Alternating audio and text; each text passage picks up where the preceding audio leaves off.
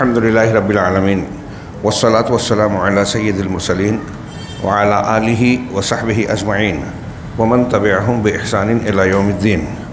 اعوذ باللہ من الشیطان الرجیم، بسم اللہ الرحمن الرحیم۔ وممن خلقنا امۃ یہدون بالحق وبہ یعدلون۔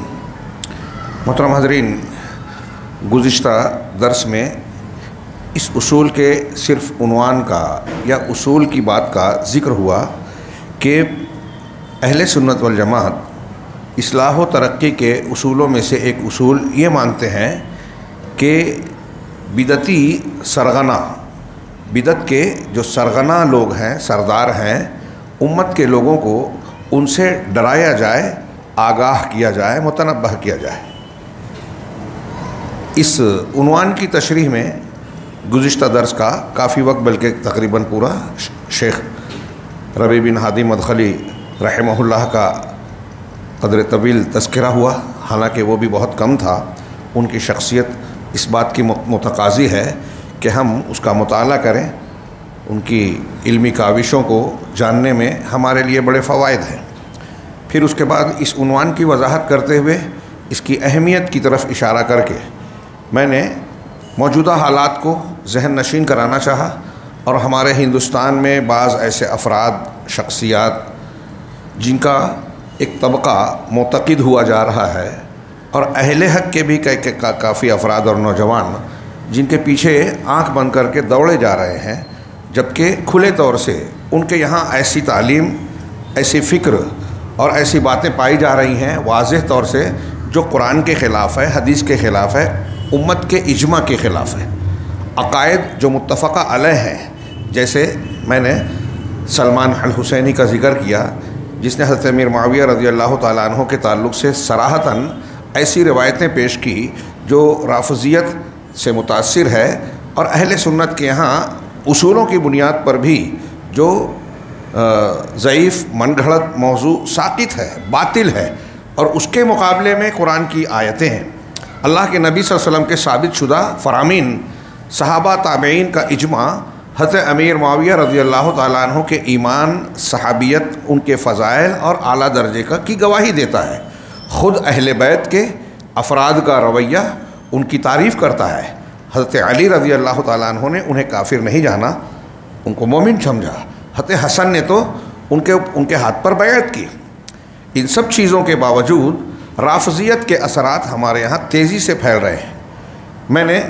میں واٹس ایپ وغیرہ یا سوشل میڈیا نہیں دیکھتا، جو کچھ بیان کیا تھا شاید اس میں سے کچھ وائرل ہوا۔ ایک صاحب فون کر کے بتا رہے تھے کہ بعض حضرات جو ہے میرا نام لے کر جو ہے طنز و مزاح یا کچھ طنزیہ باتیں کر رہے ہیں، اس پر جو میں نے رد کیا تھا، تو مجھے کوئی اس پر تعجب نہیں ہوا۔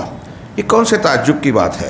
جو لوگ صحابہ کرام کو برا بولنے پر، جن کی پیشانی پر بل نہیں آ رہا ہے، ہم کس کھیت کی مولی ہیں؟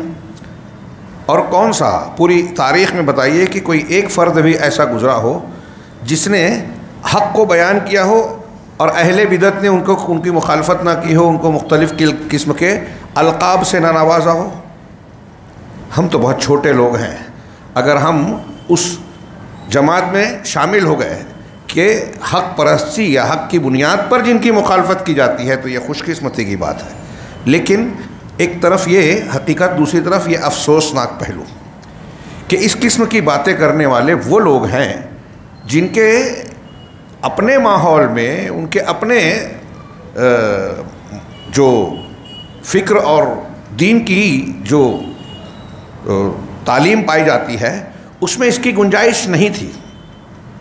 یعنی صحابہ کرام کے تعلق سے کیل قال کرنا، ان پر طعن و تشنیع کرنا، جو کہ نفاق ہے، کفر ہے، فسوق اور فجور ہو سکتا ہے، وہ اس کے مختلف درجات ہو سکتے ہیں، اور یہ تو طے ہے کہ وہ گمراہی ہے۔ تو ایسے غلط فکر کو جو صراحتاً دلائل کے خلاف ہے، اور ایک دو نہیں، بہت ساری دلیلوں کے خلاف، اس کو اگر کوئی اختیار کرتا ہے تو یہ اس کی بدقسمتی ہے، محرومی ہے۔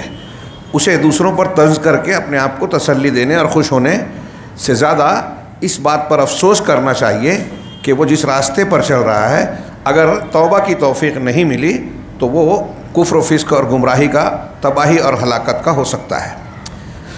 وہ جن سے متاثر ہیں، دراصل اس کی ایک وجہ وہ بھی ہے کہ اس اصول کا جس کا میں ذکر کر رہا ہوں اس پر ہمارے حلقوں میں عمل نہیں کیا گیا، اس کو اہم نہیں سمجھا گیا کہ لوگوں کو ایسے خطرات سے، ایسے لوگوں سے ڈرایا جائے، آگاہ کیا جائے، ان کو چوکنا کیا جائے کہ دیکھیے ان سے ہوشیار رہنا، بچنا، اپنے آپ کو، اپنے دین کو محفوظ رکھنا۔ اور یہ کام جو اس حکم میں بیان کیا گیا، جیسا کہ ہم نے بار بار کہا کہ یہ اصول قرآن و سنت سے ماخوذ ہیں، قرآن و سنت سے ماخوذ ہیں، اور اللہ کے نبی صلی اللہ علیہ وسلم نے یہ عمل کیا ہے۔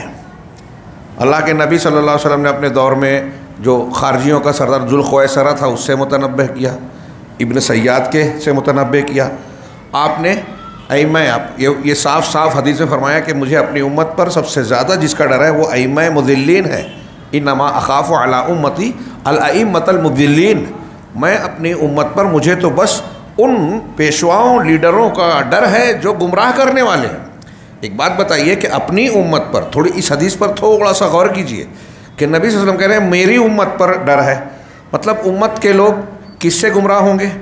کیا امت کے لوگ ان لوگوں سے گمراہ ہوں گے جو غیر مسلم ہیں، جو کھلا کفر اور شرک کرتے ہیں؟ نہیں، وہ گمراہ انہی سے ہوں گے جن کے بارے میں یہ سمجھیں گے کہ یہ ہماری قیادت کے لائق ہیں، بہت بڑے ہیں، ان کی باتوں کو ماننا چاہیے، علامہ ہے، بڑی اچھی تفسیر بیان کرتے ہیں، بظاہر یہ خود جاہل ہیں، مارکس دیتے ہیں علماء کو کہ یہ بہت اچھے ہیں، تو ایسے ہی سے تو گمراہ ہوگا نا آدمی، ان کو امام بنائے گا، حالانکہ وہ امام بنانے کے لائق نہیں ہیں۔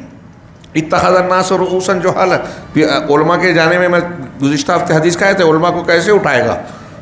علم کو، علماء کو اٹھا کر، اور جب عالم نہیں بچیں گے تو لوگ جاہلوں کو پیشوا بنائیں گے اور ان سے سوال کریں گے، پھر وہ جواب دیں گے بغیر علم کے، قرآن حدیث کا علم نہیں ہے، جواب دیں گے، خود گمراہوں کے دوسروں کو گمراہ کریں گے۔ یہی ائمہ مضلین۔ تو ائمہ مضلین وہ ہے کہ جو امام ہونے کے لائق نہیں ہے، لوگ امام بنا لیں گے۔ اللہ کے نبی صلی اللہ علیہ وسلم نے یہ بھی کہا کہ میری امت میں ایسے لوگ دجال سے زیادہ خطرناک ہیں۔ اللہ کے نبی صلی اللہ علیہ وسلم نے ڈرایا، تحذیر کی امت کی کہ کچھ لوگ ایسے آئیں گے، ایسی باتیں، ایسی روایتیں پیش کریں گے جو تم اور تمہارے باپ دادا جانتے نہیں۔ حدیث کا مفہوم میں اپنے الفاظ میں بیان کر رہا ہوں، تو دیکھو تم ان سے دور رہنا، وہ تم سے دور رہیں، فاصلہ رکھنا، ان کی کلپ سننا نہیں، فارورڈ نہیں کرنا، لائک نہیں کرنا، سبسکرائب نہیں کرنا۔ آج کی زبان میں جو آج ہمارے نوجوان کر رہے ہیں، علماء ربانیین یا جو معتبر علماء ہیں، اہل علم کی مجلسیں، حلقے ہیں، ان میں بیٹھنے میں انہیں مزہ نہیں آتا، سوشل میڈیا پر الٹی سیدھی غیر ضروری وہ باتیں ہیں جس سے ان کا تعلق نہیں ہے، جو ان کے دائرۂ فہم سے، ضرورت سے باہر ہے، اس میں وقت کھپاتے ہیں اور اپنے آپ کو بھی گمراہ کرتے ہیں، اپنی زندگی کے قیمتی لمحات کو ضائع کرتے ہیں۔ ضروری ہے کہ اس اصول کو سمجھ کر ہمارے عوام اور خواص، ان کو یہ تعلیم و تربیت کی جائے، ان کی تعلیم و تربیت کی جائے کہ علم صحیح کو اختیار کریں۔ جب ہم اہدنا الصراط المستقیم والی دعا کرتے ہیں، اللہم انی اسألک الہدی کی دعا کرتے ہیں، تو اہل علم نے کہا کہ آپ اور ہم جب ہدایت مانگتے ہیں تو اس کا مطلب ہے صحیح علم، دین کا صحیح علم سب سے پہلی، سب سے بڑی ضرورت ہے۔ یہ علم غلط ہو گیا نا تو اس کے بعد آپ جتنی بھی قابلیت کا مظاہرہ کرتے ہیں، سوشل میڈیا پہ، تقریروں میں، بیانات میں، مجلسوں میں، سوال جواب میں، بحث و نقاش میں، یہ سب گمراہی کی راہ پر آگے بڑھنے والا قدم ہو سکتا ہے، کیونکہ علم صحیح نہیں ہے۔ پہلی بنیاد صحیح ہونی چاہیے۔ علم صحیح میں عقیدہ صحیحہ کا پہلا علم، اللہ کی معرفت کا صحیح علم، یہ لازمی ہے۔ تو اللہ کے نبی صلی اللہ علیہ وسلم کی اس تعلیم کی روشنی میں یہ پہلا قدم ہونا چاہیے کہ میں صحیح علم حاصل کروں، تو صحیح علم جو والے علماء کی مجلسوں، ان کے ساتھ کو اختیار کریں، مطالعہ کریں، دین صحیح طریقے سے، صحیح راستوں سے سیکھیں۔ اور اس کے بالمقابل بہت سارے ایسے لوگ، شیاطین الانس والجن، دجال اور دجاجلہ کی کثرت ہے، فتنوں کی کثرت ہے، اس سے اپنے آپ کو بچانا بہت اہم ہے، بہت اہم ہے۔ اور آج تو باڑھ آئی ہوئی ہے فتنوں کی ہر طرف۔ ضروری ہے، یہ علماء کا کام بھی ہے، اہل علم کا کام بھی ہے کہ وہ لوگوں کو آگاہ کریں، متنبہ کریں کہ دیکھیے کون سا راستہ اختیار کرنا چاہیے، کن علماء سے استفادہ کرنا چاہیے۔ اللہ تعالیٰ کا ارشاد ہے، اس عنوان کے بعد جو دلائل پیش کیے ہیں تیزی سے میں چند دلائل کا ذکر کروں. اللہ تعالیٰ کا ارشاد ہے وَمِمَّنْ خَلَقْنَا أُمَّةٌ يَهْدُونَ بِالْحَقِّ وَبِهِ يَعْدِلُونَ کہ اور ان لوگوں میں سے جنہیں ہم نے پیدا کیا کچھ لوگ ایسے ہیں جو حق کے ساتھ رہنمائی کرتے ہیں. ہاں یہدون بالحق، کچھ لوگ ایسے ہیں، ان میں سے کچھ ایسے ہیں جو رہنمائی کرتے ہیں. کیسے؟ حق کے ساتھ. اس کا مطلب بہت سے لوگ ایسے ہیں جو رہنمائی کرتے ہیں باطل کے ساتھ. اب ایسا کرتے ہیں اور وہ جو ایسا کرتے ہیں ان کے پیچھے جو چلتا ہے وہ باطل میں ان کی پیروی کر رہا ہے. تھوڑی دیر کے لیے سوچئے خالی دماغ سے کہ امت میں ایسے لوگ بھی ہیں جو حق کی دعوت دے رہے ہیں، ایسے لوگ بھی ہیں جو باطل کی دعوت بھی دے رہے ہیں. اور جو باطل کی دعوت دے رہے ہیں ان کے پیچھے بھی کچھ نہ کچھ لوگ چل رہے ہیں، افراد ہیں، طبقات ہیں. اور جو چل رہے ہیں تو اپنے اس امام پر پورا بھروسہ کرتے ہیں کہ یہ بہت پہنچے ہوئے ہیں، یہ ایسے ہیں، یہ ویسے ہیں. سچی جھوٹی کہانیاں، حکایتیں، کچھ خواب میں کچھ شیاطین کی طرف سے ان کو پڑھائی گئی ہے کہ یہ ہوا میں اڑتے ہیں، پانی پہ چلتے ہیں، اور اسی بنیاد پر وہ اندھا اعتماد و عقیدت رکھتے ہیں. اب ان کے پیچھے چل رہے ہیں. اور جب اس طرح سے عقیدت کے ساتھ جو پیچھے چلتے ہیں ان کو کوئی بتاتا بھی ہے کہ دیکھیے ان کی یہ بات صحیح نہیں ہے، غلط ہے، اور یہ بڑا نازک معاملہ ہوتا ہے. میں اگر ایک آدمی کی عقیدت میں ہوں، میں سے مطلب کوئی بھی آدمی، جو لوگ کوئی بھی مذہب کا ماننے والا ہو، جس شخصیت سے عقیدت و احترام والا تعلق رکھتا ہے، اس کی غلطیاں سننے کے لیے تیار نہیں ہوتا. اگر اس کو بتایا جائے کہ نہیں یہ ایسا نہیں ہے تو بھڑک جائے گا. میں نے پچھلے ہفتے ایک مثال دی تھی کہ ایک نصرانی سے اگر آپ کہیں کہ حضرت عیسیٰ علیہ السلام اللہ کے بندے اور اس کے رسول ہیں، تو کہے گا دیکھو حضرت عیسیٰ علیہ السلام کی شان میں گستاخی کر رہا ہے، توہین کر رہا ہے، ان کے درجے سے گھٹا رہا ہے، کیونکہ وہ نعوذ باللہ اللہ کا بیٹا کہہ رہا ہے، الوہیت کا درجہ دیتا ہے. تو گویا اس کی نظر میں ہم کم کر رہے ہیں اس کو. ایسے ہی ہمارے یہاں مسلمانوں میں ایک شخص اللہ کے نبی صلی اللہ علیہ وسلم کے ثابت شدہ مناقب، فضائل اور سب سے اعلیٰ مقام، اس پر مطمئن نہ ہو کر ایسی چیزیں بیان کرتا ہے جو قرآن و حدیث نے متعین یا بیان نہیں کی. اللہ کے رسول صلی اللہ علیہ وسلم کو اللہ سے ملاتا ہے کہ وہی نور مجسم ہے جو نور الہی تھا، مختار کل ہے، عالم الغیب ہے، اور فلاں جو غلو کے باب سے ہے.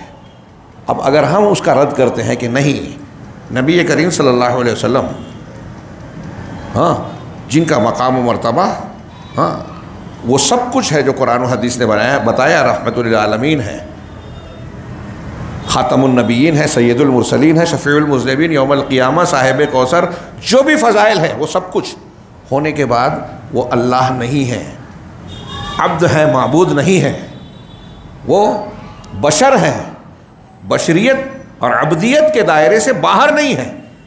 تو جو لوگ غلو کرتے ہیں وہ کہتے ہیں دیکھو نبی کریم صلی اللہ علیہ وسلم کی شان میں گستاخی کر رہا ہے.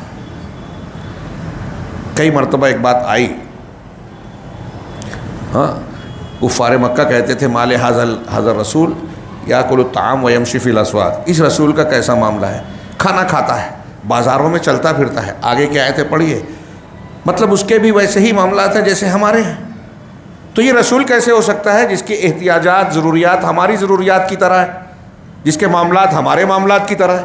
یعنی بشر ہے تو رسول نہیں ہو سکتا. انہوں نے بشر دیکھا تو رسول نہیں مانا، بشریت کو رسالت ماننے کے راستے میں رکاوٹ اور مخالف مانا. آج ایک طبقہ ایسا ہے جو اپنے آپ کو مسلمان کہتا ہے، رسول اللہ صلی اللہ علیہ وسلم کو رسول مانتا ہے، تو وہ کہتا ہے کہ جب رسول ہیں، خاتم النبیین ہیں، سید المرسلین ہیں، ان کے یہ درجات ہیں، تو بشر کیسے ہو سکتے ہیں؟ رسول ہے تو بشر نہیں ہو سکتے. یہ لوگ کہہ رہے ہیں، وہ کہہ رہے تھے بشر ہے تو رسول نہیں، یہ کہہ رہے ہیں رسول ہے تو بشر نہیں. یعنی بشریت اور رسالت اکٹھا نہیں ہو سکتے. دونوں یہی مان رہے ہیں، دونوں گمراہ ہیں. سکے کے دو پہلو ہیں. شیطان نے ان کو یہ پڑھایا کہ بشر ہے تو رسول کیسے ہو سکتے، ان کو یہ پٹی پڑھائی کہ رسول ہے تو بشر نہیں ہو سکتے. غور کیجئے، اللہ کے نبی صلی اللہ علیہ وسلم انسانوں کے لیے نمونہ بن کر آئے اور انسانوں اور جنوں کی پیدائش کا مقصد بتایا، الا لیعبدون وما خلقت الجن والانس الا لیعبدون، تاکہ اللہ نے کہا کہ جن و انس کو میں نے اس لیے پیدا کہ میرے بندے بنے، عبد بنے، میری بندگی کریں، شریعت اور زندگی کے تمام معاملات میرے حکم کے مطابق ڈالیں. یہ عبادت ہے. اور اس کو کرنے والا عبد ہے. جو جتنا اس مقصد کو پورا کرے وہ اتنا اونچا عبد ہے. اللہ کے رسول صلی اللہ علیہ وسلم عبد کامل ہے, لہٰذا آپ کو عبد کامل کہنا آپ کی تعریف ہے کہ جس مقصد کے لیے اللہ نے پوری کائنات انسان و جن کو بنایا, اس مقصد میں سب سے اعلیٰ مقام پر محمد رسول اللہ صلی اللہ علیہ وسلم فائز ہے. اسی لیے ہم کہتے ہیں اشہد ان محمدن عبدہ ورسولہ. اللہ تعالیٰ نے شرف کے مقام پر آپ کی عبدیت کا ذکر کیا قرآن میں, سبحان الذی اسریٰ بعبدہ, پاک ہے وہ ذات جو اپنے بندے کو لے چلا ہے راتوں رات من المسجد الحرام الی المسجد الاقصی, مسجد حرام سے مسجد اقصی تک. وہ اسراء کا سفر, پھر معراج والا سفر. وہاں عبد کا ذکر کیا, رسول نبی محمد کا ذکر نہیں کیا, اسریٰ بعبدہ ہی کہا, بے نبی یہی بے رسول ہی نہیں کہا, تاکہ یہ ذہن رہے کہ سارے مقامات کے باوجود عبد ہے.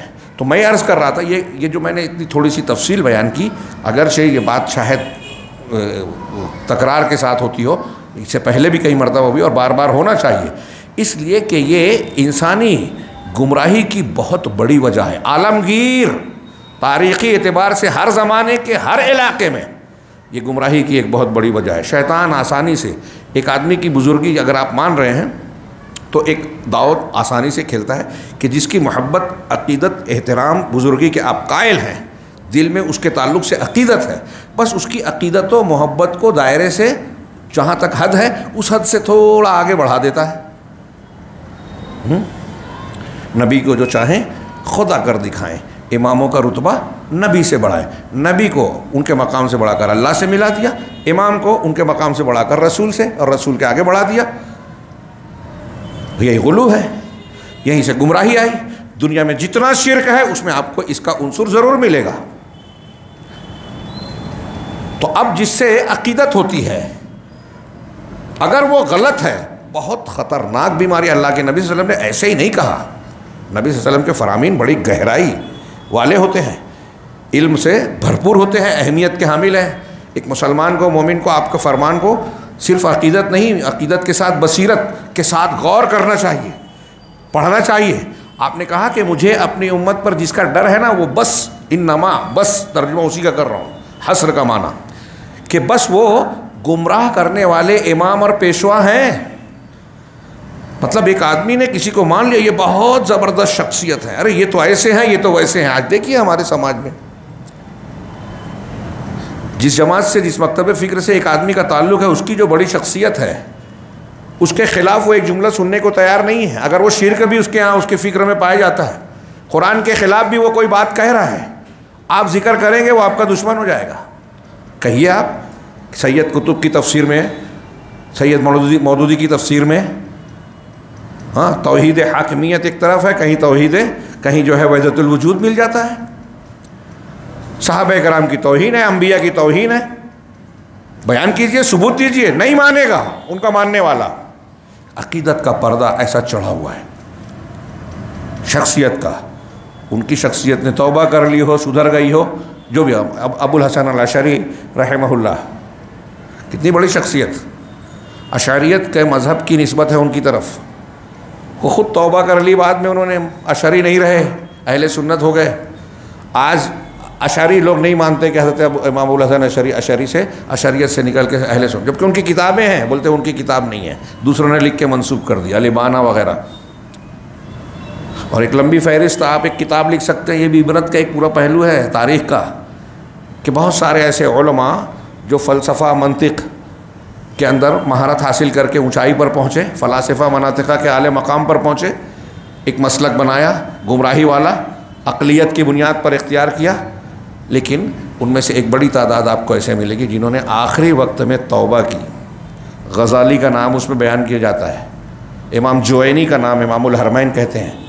امام جوینی, امام الحرمین, اور رازی, علامہ رازی مرنے کے وقت کہتے ہیں کہ میں نے جو فلسفہ منطق کی جو جھاڑ جھنکاڑ میں اپنے آپ کو زندگی لگائی, برباد کر دیا اپنی زندگی کے اوقات کو. بہت دور دور تک اور اونچائی اونچائی تک بحثیں کی, لیکن ہمیشہ بحث کی گتھیاں سلجھاتے سلجھاتے, یہ میں اپنے الفاظ میں ان کی بات کو بیان کر رہا ہوں, یہی ہوتا تھا کہ ایک گتھی سلجھائی, پھر کوئی الجھن پیدا ہو گئی, وہ الجھن سلجھائی, تیسری کوئی بات پیدا ہو گئی, پیچیدگی. اب میں مر رہا ہوں, مر رہا ہوں تو مرتے ہوئے ان کا جملہ یاد رکھنے والا ہے. کہتے ہیں کہ میں گواہی دیتا ہوں کہ میرا عقیدہ وہ ہے جو نیشا پور، غالباً نیشا پور ہی کہا انہوں نے، ان کا نیشا پور ایک شہر کا نام ہے، جو نیشا پور کی بوڑھی مسلم عورتوں کا عقیدہ ہے. بہت بڑی وہ عورتیں عالمہ نہیں ہیں. کہا یہ جو بوڑھی مسلمان عورتیں ہیں ان کا جو عقیدہ ہے نا، میرا وہ عقیدہ وہی، میرا عقیدہ وہی ہے، میں اسی پہ مروں گا. صحیح عقیدے پہ مرا تو آدمی نے نجات پائی. یہ ایک ایسا باب ہے جہاں بحث کے اور بھی کئی پہلو ہیں، میں اس پر ذکر کر رہا ہوں کہ امت کے لیے ضروری ہے. آگے اس سے متعلق 2-3 باتیں بہت ہی اہم ہیں جو آج کے ماحول کے لیے ہمارے یہاں اور ہمارے حلقوں میں بھی جاننا اور لوگوں کو سمجھانا بہت ضروری ہے. کہا اس آیت میں کہ جن لوگوں کو، ان لوگوں میں سے جنہیں ہم نے پیدا کیا، کچھ ایسے ہیں جو حق کے ساتھ رہنمائی کرتے ہیں اور اسی کے ساتھ انصاف کرتے ہیں. حق کے ساتھ رہنمائی اور اسی کے ساتھ انصاف. یہاں کافی کچھ گفتگو ہو سکتی ہے. یعنی دینی معاملات میں دعوت و تبلیغ کرتے ہوئے، اس کے تقاضوں پر عمل کرتے ہوئے جو بھی معاملات پیش آتے ہیں تو ایسا نہیں ہوتا کہ کسی کے ساتھ ظلم کرنے لگے. حق کے ساتھ رہنمائی کرتے ہیں تو وہ لوگ قابل اعتبار ہیں، انصاف پر قائم رہتے ہیں. ایسے لوگوں کے پیچھے چلنا چاہیے، ایسے لوگوں کے ساتھ ہونا چاہیے جو قرآن حدیث کو صحیح طریقے سے مانتے ہیں. وہ ساری باتیں اس میں آ گئی. مزید ارشاد ربانی ہے، لولا ینہاہم الربانیون والاحبار عن قولہم الاثم واکلہم السحت لبئس ما کانوا یصنعون. انہیں ربانی لوگ، لولا ینہاہم الربانیون، رب والے، یعنی جیسے ہمارے ہاں اردو میں ایک تعبیر بولتے ہیں خدا ترس، ربانیین. ہاں، تو رب والے لوگ اور علماء ان کے جھوٹ کہنے اور ان کے حرام کھانے سے کیوں نہیں روکتے؟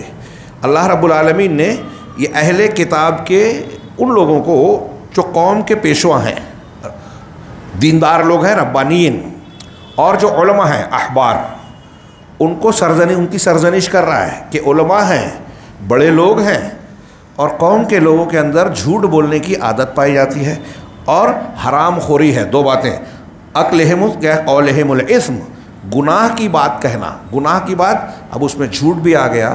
ہر وہ بات جس میں ظلم ہے، کسی کے ساتھ ناانصافی ہے، زیادتی ہے، غلط بیانی ہے، الزام تراشی ہے، وہ سب آ گیا. قولہم الاثم، اس کا ترجمہ کرتے ہیں ان کے جھوٹ کہنے. تو الاثم میں صرف جھوٹ نہیں ہے، ان کے گناہ کہنے. لفظی ترجمہ کہیں گناہ کہنے. تو جو ہم زبان سے کہہ رہے ہیں اس میں گناہ کب ہوگا؟ جب غلط ہوگا، جب اس میں غلط بات کی وضاحت ہوگی. اب ایک آدمی صحابہ کرام میں سے کسی صحابی پر حرف گیری کر رہا ہے تو یہ اس کا جھوٹ بولنا ہے، گناہ بولنا ہے. اللہ تعالیٰ سرزنش کر رہا ہے. اگر ایک آپ کے حلقے میں ایسا ہو رہا ہے کہ صحابہ کو برا کوئی کہہ رہا ہے، قرآن حدیث کی دلائل کے خلاف بات کہہ رہا ہے، بدعت کی تائید کر رہا ہے، وحدت الوجود اور شرک کو لوگوں میں بیان کر رہا ہے، یہ سب قولہم الاثم، جھوٹ بات بیان کرنا.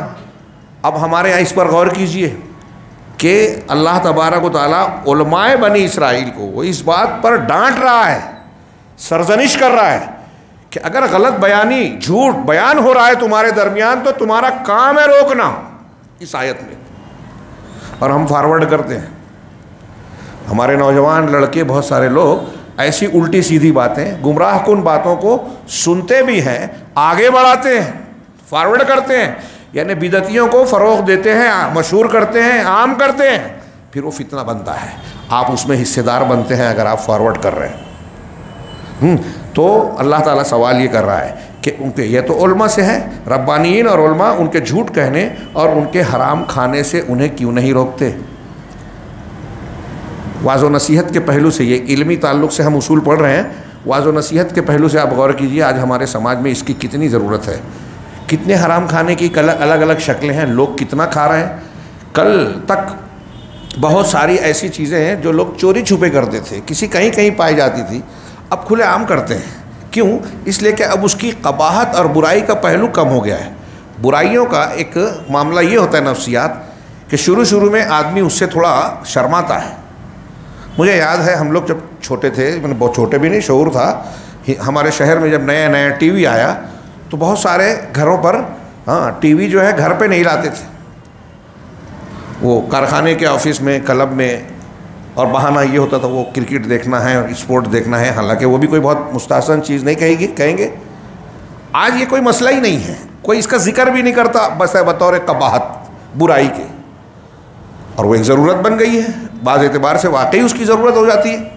اب تو موبائل میں ہے، جیب میں ہے، ٹی وی کی بھی ضرورت نہیں رہی. اگر اس کی جو چیزیں ہیں وہ اس پہ مل جائے گی، سارے ٹی وی دیکھ سکتے ہیں. تو گھروں میں، آپ کے بیڈ روم میں، ہمارے گھر کی ماؤں بہنوں تک وہ چیزیں پہنچ گئی ہیں جو کل تک پہنچانے میں بہت دقت ہوتی تھی. تو ہمارے سماج اور معاشرے میں علمی اعتبار سے، گمراہیوں کے اعتبار سے، رزق حرام کے اعتبار سے، حرام کاموں اور بدکاری والے بھڑکانے والے امور کے اعتبار سے کتنی چیزیں ہیں جو منکرات اور برائیاں ہیں، فواحش ہیں، عام ہیں. اللہ تعالیٰ ان سے جو سوال کر رہا ہے، جو ہم سے بھی سوال کر رہا ہے کہ ایسے ان کے ربانیین اور علماء ایسے ان کے جھوٹ بولنے اور حرام کہنے سے کیوں نہیں روکتے؟ یقیناً برا ہے جو وہ کیا کرتے تھے. لبئس ما کانوا یصنعون. ہمارے سماج میں کیا یہ چیزیں نہیں ہو رہی؟ تو برا نہیں ہو رہا ہے. اللہ تعالیٰ کا اس فرمان کو چسپاں کیجیے. حرام خوریاں عام ہیں، غلط بیانیاں عام ہیں، شرک اور بدعت کو فروغ دینا عام ہے. اور اگر کوئی روکتا ہے تو روکنے والے کو روکا جاتا ہے. یہ کریلے پہ نیم چڑھا. برائی سے روکنا نہ روکنے پر اللہ سرزنش کر رہا ہے کہ اگر آپ منکر دیکھ رہے ہو، حرام دیکھ رہے ہو تو روکنا چاہیے، نہیں روکتے ہو تو یہ برا ہے. اب اگر میں یہ کہتا ہوں کہ فلاں چیز بدعت ہے تو ہمارے بولتے کیا ضرورت ہے مولانا کو یہ سب پڑھنے کی؟ جو جس پہ کر رہا ہے کرنے دو نا، سب صحیح ہے.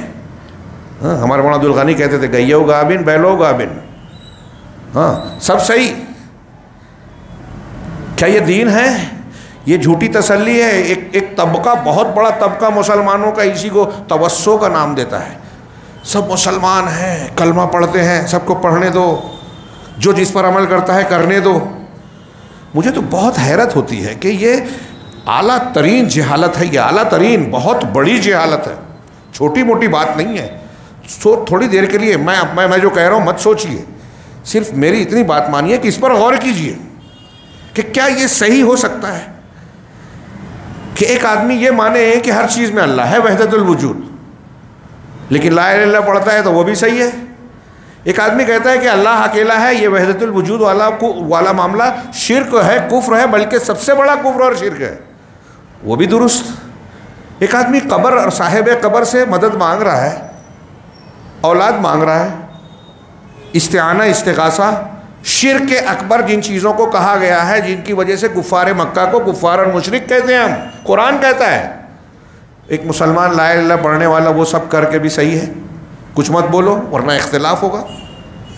بدعت کرنے والا بھی بدعت. تو پھر مجھے بتائیے کہ نبی کریم صلی اللہ علیہ وسلم پر بھی آپ تنقید کریں گے کہ آپ نبی صلی اللہ علیہ وسلم کو توسع کے خلاف بولیں گے، تنگ نظر بولیں گے کہ آپ نے کہا کہ میری امت میں 73 فرقے ہوں گے، ایک نجات پانے والا ہوگا، کلہم فی النار، سب جہنمی. کیا مطلب ہے؟ مجھے سمجھائیے کیا مطلب ہے جو قرآن نے کہا کہ ان الذین فرقوا دینہم وکانوا شیعا لست منہم فی شیء. جن لوگوں نے دین کو ٹکڑوں میں بانٹ دیا، گروہ در گروہ بن گئے، آپ کو ان سے کوئی تعلق نہیں. نبی صلی اللہ علیہ وسلم کو خطاب تھا تو آپ سے پہلے کے یہود و نصارہ تھے، لیکن آج کے اس کے بعد یہود و نصارہ کے طریقے پہ جن لوگوں نے دین کو ٹکڑے ٹکڑے الگ الگ اصولوں میں بانٹ لیا وہ بھی اس میں مراد ہوں گے. میں سمجھتا ہوں کوئی اس کا انکار نہیں کرے گا. تو قرآن کہہ رہا ہے کہ فرقہ بندیاں کرنے والے، الگ الگ راستے اختیار کرنے والے، صراط مستقیم سے ہٹنے والے آپ سے تعلق نہیں رکھتے، دین صحیح دین پر نہیں ہے، صراط مستقیم پر نہیں ہے. ہم کہہ رہے ہیں نہیں سب صحیح ہے. کیا یہ دھوکہ نہیں ہے؟ اب جب ہم سب صحیح کہہ رہے ہیں تو جو بدعت ہے، خرافات ہے، ہمارے بیچ میں ہو رہی ہے، کیا ہم اس سے منع کریں گے؟ جب ہم بدعت کو بدعت نہیں مانتے یا یہ کہہ رہے ہیں کہ ٹھیک ہے وہ جو سمجھ میں آ رہا ہے کر رہے کرنے دو، تو روکیں گے کیا؟ اور نہیں روکیں گے تو ہم دین کا کام کرنے والے کہلائیں گے کیا؟ صرف اس موٹی سی بات پر غور کیجئے گا. اور میں آپ سے ہی صرف نہیں کہہ رہا ہوں، امت کے دردمند لوگوں سے جو دوسروں کی چھوڑیے اپنے تعلق سے یہ سوچتے ہیں کہ ہم جہنم سے بچ جائیں، جنت مل جائے. کیا یہ رویہ جہنم سے بچانے والا ہو سکتا ہے؟ کہ آپ جو ہے بدعت کو بدعت نہ کہیں، بدعت کی تائید کریں، اہل بدعت کی تائید کریں، اور پھر یہ توقع رکھیں کہ آپ دین کا دین کی تبلیغ کیا فضائل پھیلانا ہے؟ نہ طنز نہیں کر رہا ہوں، رد نہیں کرنا، مطلب یہ اس معاملے میں کہ کسی کو نیچا دکھانا، یہ مقصود نہیں ہے. غور کیجئے، اللہ کے نبی صلی اللہ علیہ وسلم کی دعوت و تبلیغ، ہماری دعوت و تبلیغ، اگر ہماری دعوت و تبلیغ آپ کے طریقے پہ چبی نہ مقبول، مؤثر اور فائدہ مند ہوگی، اللہ کے یہاں مقبول ہوگی، تو کیا یہ ایک طریقے کی ہے؟ میں اکثر کہتا ہوں ہمارے یہاں دعوت و تبلیغ کا جو ڈھانچہ ہے عمومی طور سے جو پبلک میں اور عمومی طور سے ہوتا ہے اس پر ہلکی ہلکی سرسری نظر ڈالیے. فضائل بتائیں گے، بزرگوں کے واقعات، اور ان دونوں میں صحیح کا بھی لحاظ نہیں کہ صحیح کیا ہے، ضعیف کیا ہے، جھوٹ کیا ہے، موضوع من گھڑت کیا ہے. حدیث کی کتابوں میں پائے جانے والی روایتیں ہیں یا بعد کے لوگوں نے جو بنا کر مشہور کر دیا وہ ہے. اب ایک شخص جو ہے روایت حدیث کے نام پہ بیان کر رہا ہے کہ حضرت امیر معاویہ نعوذ باللہ اس امت کے فرعون ہے. جھوٹی روایت، شیعوں کی روایت، اور اہل سنت کا آدمی کہلا رہا ہے، اسے لوگ سن رہے ہیں. میں رد کر رہا ہوں تو لوگ مجھ پر تان کر رہے ہیں. ان کے لیے امیر معاویہ کی عزت نہیں، سلمان حسینی کی، مولانا مودودی کی عزت اہم ہے صحابی سے زیادہ. وہ صحابی پر جو ہے کیچڑ اچھالیں، گالی دیویں، اس کی پیشانی پہ بل نہیں آئے گا. لیکن آپ اس کو کہہ دیں تو آپ کے خلاف جو ہے ہتھیار بے نیام ہو جائیں گے. بدعت کی تائید ہے یہ، اور یہ منکر کو فروغ دینے کے لیے اپنی صلاحیتوں کا استعمال ہے. یہ اسلام کی تبلیغ کی بجائے اسلام کو ہے کمزور کرنا ہے کہ آپ اہل حق کی مخالفت کر رہے ہیں، حق کی مخالفت کر رہے ہیں. میری یہ جو باتیں ہیں لوگ اسے، میں پھر سے کہہ رہا ہوں، احساس ہے، یہ درد ہے کہ لوگ اسے سمجھتے ہیں، اسے کتراتے ہیں. ہاں یہ حدود، لڑائی جھگڑا ٹھیک ہے، اچھی بات نہیں ہے، لیکن اگر کوئی باطل پرست ہے تو اس کا رد کیے بغیر آپ اب امتحان میں کامیاب نہیں ہو سکتے. انبیاء کرام علیہ الصلوۃ والسلام نے سے زیادہ اخلاق والا کوئی نہیں تھا، ہو بھی نہیں سکتا. نبی کریم صلی اللہ علیہ وسلم علی خلق عظیم تھے، لیکن کفار مکہ کیوں دشمن بن گئے؟ کیا آپ کے اخلاق میں کوئی کمی تھی؟ ان کے ساتھ معاملے میں کوئی تکلیف اور ایذا رسانی کا معاملہ کیا تھا؟ ان کو نقصان پہنچایا تھا رسول اللہ صلی اللہ علیہ وسلم نے؟ نہیں، ان کے شرک اور کفر کا رد کیا تھا. ایک بات دھیان دیجئے، ایران نے چند میزائل مان دیے اسرائیل پر، ہمارے ہاں لوگ اچھلنے کودنے لگے، خوش ہو گئے. خوشی اس معنی میں کہ اسرائیل مسلسل ظلم کر رہے ہیں مسلمانوں پر، غزہ میں تو حد کر دی، حد سے آگے چلا گیا. اس بنیاد پر ان کے نقصان سے خوشی ہوتی ہے. لیکن اس خوشی کے پہلو میں اس کا، ان کی بدعت، خرافات، ابوبکر صدیق، عمر فاروق، صحابہ پر گالی دینے والوں کو ہم جو ہے ان کی تعریف کرنے لگے. میں کسی موقع سے آئے گی بات، وقت زیادہ ہو رہا ہے اور پورا پھر سے باقی رہ گیا. اس تناظر میں ائمہ سلف کا قول آپ دھیان میں رکھیے، امام احمد اور دوسرے لوگوں کا قول ہے، کئی لوگوں کا، ایک کا نہیں، کہ ہتھیار سے جو جہاد کیا جاتا ہے جس سے اہل کفر اور شرک کا قلع کما یا ان کی طاقت کو توڑنے والا، یا مسلمانوں پر حملہ کیا تو اس کا دفاع کیا جاتا ہے، یہ جہاد جتنی فضیلت والا ہے، دھیان سے سنیے، میں اپنے الفاظ میں ان کی باتیں نقل کر رہا ہوں، اور ایک امام کی نہیں، دسیوں امام کی قول ہیں کہ جہاد جو کیا جاتا ہے اس سے زیادہ فضیلت بدعت کا رد کرنے والا جہاد ہے. اس سے زیادہ فضیلت والا کام، اجر و ثواب والا کام یہ ہے کہ آپ بدعات کا رد کریں. اس سے اس کافر کو صرف آپ تک پہنچا رہے ہیں، لیکن بدعت کے رد کرنے سے آپ دین شریعت کی حفاظت کر رہے ہیں. تو یہ جو میزائل مار رہے ہیں اسرائیل اور امریکہ پر، یہ پوری تاریخ میں اسلام پر میزائل مارتے رہے ہیں.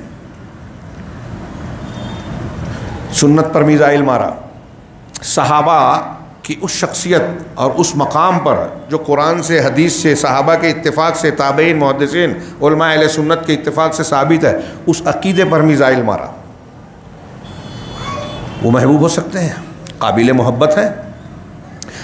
تو اللہ تبارک و تعالیٰ سے کہہ رہا ہے کہ آپ کے درمیان جو غلط باتیں کہی جا رہی ہے، حرام خوریاں کی جا رہی ہے، اس سے علماء کو روکنا چاہیے. نہیں روکتے تو بہت بری بات ہے. مزید ارشاد باری تعالیٰ ہے، قالوا یا صالح قد كنت فینا مرجوا قبل هذا اتنهانا ان نعبد ما يعبد آباؤنا واننا لفی شک مما تدعونا الیہ مریب. انہوں نے کہا، اے صالح، حضرت صالح علیہ السلام قوم کو دعوت دے رہے ہیں، مکالمہ ہوا، تردید ہوئی، دلائل پیش کیا انہوں نے، تو اسی بیچ میں قوم کہتی ہے کہ صالح، یقیناً تو ہم میں وہ تھا جو اس سے پہلے جس سے ہماری امید تھی، امید بندھی ہوئی تھی، مرجون، وہ جس سے امید کی جاتی ہے، بولتے ہیں نا کہ اس سے بڑی ہمیں امیدیں ہیں مستقبل میں، تو اس سے پہلے تو ایسا تھا جس سے امید رکھی گئی، کیا تو ہمیں منع کرتا ہے؟ تو اب تو ہمیں منع کرتا ہے کہ ہم ان کی عبادت کریں، ان کی عبادت نہ کریں، ہمیں منع کر رہا ہے ان لوگوں کی عبادت کرنے سے جن کی عبادت ہمارے باپ دادا کرتے تھے، اور بے شک ہم اس بات کے بارے میں جس کی طرف تو ہمیں دعوت دے رہا ہے الجھن والے شک میں ہے، ایسے شک میں جس کی وجہ سے ہم الجھن میں، بے چینی میں مبتلا ہیں۔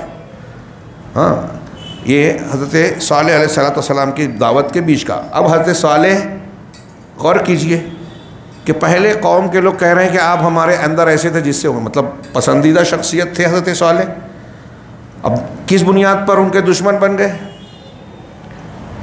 اس بات کی وجہ سے کہ باپ دادا جس کی عبادت کرتے تھے اس سے حضرت صالح منع کر رہے ہیں۔ کانو، مزید ارشاد ہے، کانو لا یتناہون عن منکر فعلوہ لبئس ما کانوا یعملون، کہ وہ ایک دوسرے کو برائی سے جو انہوں نے کی ہوتی روکتے نہ تھے، بے شک برا ہے جو وہ کیا کرتے تھے۔ یہ بنی اسرائیل کے عذاب کی وجہ بتائی اللہ نے کہ ان پر عذاب آیا اور یہ ہوا تو کیوں ہوا، وہ مبغوض ملعون کیوں بنائے گئے؟ تو ان کی کئی برائیوں میں سے ایک نمایاں برائی یہ تھی کہ آپس میں جو منکرات دیکھتے تھے نا اس سے منع نہیں کرتے تھے۔ ہاں، مزید ارشاد باری ہے، یا ایھا الذین آمنوا ان کثیرا من الاحبار والرہبان لیأکلون اموال الناس بالباطل ویصدون عن سبیل اللہ والذین یکنزون الذھب والفضہ ولا ينفقونها فی سبیل اللہ فبشرھم بعذاب علیم۔ اے لوگو جو ایمان لائے ہو، بے شک بہت سے عالم اور درویش، یہ احبار اور رہبان، عالم اور درویش، علماء اور مشائخ، پیر کہہ لیجئے ہمارے یہاں سمجھنے کے لیے غلط نہیں ہوگا مفہوم، یقیناً لوگوں کا مال باطل طریقے سے کھاتے ہیں۔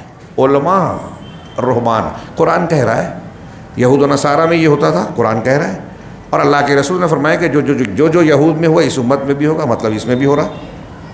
تو غور کرنا چاہیے کہ وہ کون لوگ ہیں جو باطل طریقے سے مال کھاتے ہیں، اور باطل طریقے سے مال بھی کھا رہے ہیں اور لوگ ان کے پیچھے آنکھ بند کر کے اپنا دین ایمان بھی جو ہے داؤ پہ لگا دیتے ہیں۔ ایسے کتنی دکانیں چل رہی ہیں دین کی دکانیں کہہ رہا ہوں، یہ قرآن حدیث کی روشنی میں کہہ رہا ہوں، کوئی کسی پر الزام لگانے کے لیے نہیں، اور اس لیے کہہ رہا ہوں کہ لوگ جاگیں، متنبہ ہوں۔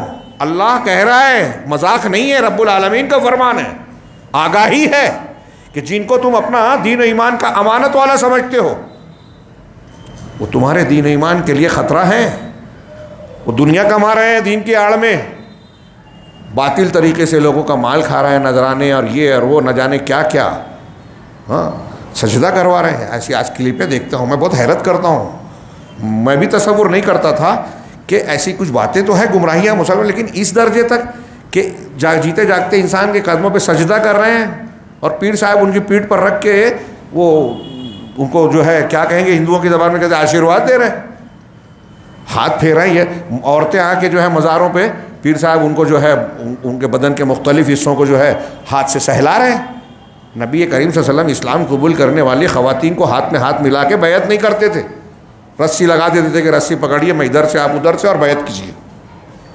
یہ سید المرسلین کا طریقہ، اور یہ کون سے بہت درجے والے آ گئے، اور لوگ آنکھوں سے دیکھ رہے ہیں، قرآن حدیث کی تعلیمات کی دھجیاں اڑائی جا رہی ہیں، اور لوگ سمجھتے ہیں کہ دینداری ہے، برکتیں ہوگی، فضائل ہیں، یہ غلط عقیدت کی بنیاد پر۔